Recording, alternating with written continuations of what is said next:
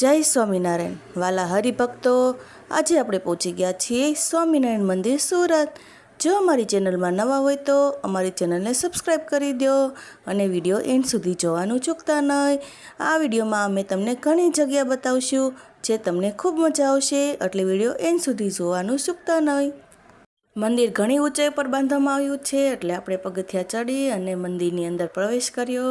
અહીંયા આપણા એવા સ્વામીના દર્શન કર્યા। લોક લાડીલા અને વાલા એવા ઘનશ્યામ મહારાજને પગે લાગી અને આપણે તેમના આશીર્વચન લીધા। આગળ વધતા આપણે સંતોના દર્શન કર્યા। અહીંયા સંતો નીલકંઠવાણીનો અભિષેક કરાવે તે આપણે જોવા મળે છે। અને જો મંદિરની કોતરણી કેટલી સુંદર છે। હરેક સ્તંભો ઉપર સંતો અલગ અલગ વાદ્યો વગાડતા હોય એવા આપણે જોવા મળે છે। અને આ મંદિરની કોતરણી બધા મંદિર કરતાં અલગ જોવા મળે છે।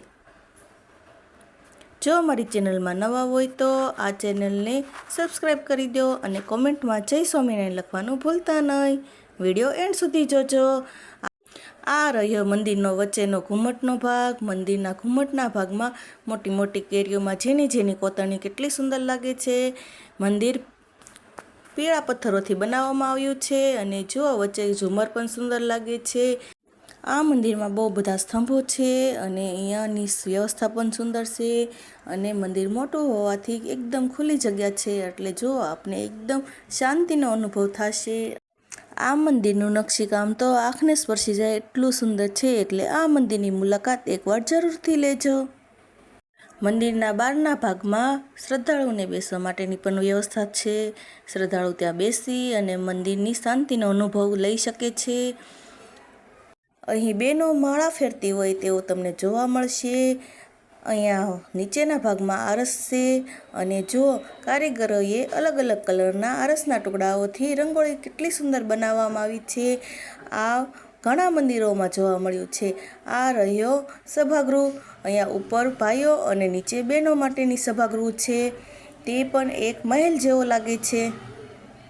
અને સામે રહ્યું સ્વામિનારાયણ બુક સ્ટોર અને ફ્રૂટ ઝોન। હું તમને મંદિરની નકાશી ફરીથી બતાવું। સંતો હાર્મોનિયમ, તબલા, મંજીરા જે વગાડતા જોવા મળશે। હવે આપણે અહીંયા નાસ્તાગૃહની મુલાકાત લઈશું। અહીંયા નાસ્તામાં તમને બહુ બધી વેરાયટી જોવા મળશે। અને જો સંતોના બુકો છે, જે તમને વાંચવાની ઈચ્છા થતી હોય તો તમે અહીંયા ખરીદી શકો છો।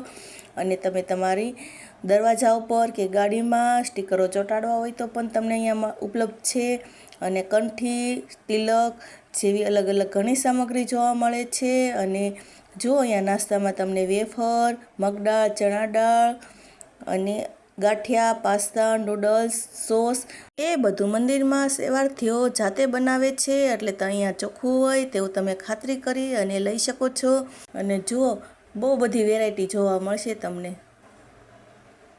કેશુબેને તો મગજની લાડુડી લેવાનું ઈચ્છા થઈ ગયો, એટલે બેનને લાડુડી ખરીદી અને ઘરે પહોંચતા લાડુડીનો આનંદ માણ્યો। લાડુડી કેશવીને બહુ ભાવે છે। આ વિડીયોને લાઈક કરો, શેર કરો અને સબસ્ક્રાઈબ કરો અને કોમેન્ટમાં જય સ્વામિનારાયણ લખતાનું ભૂલતા ન।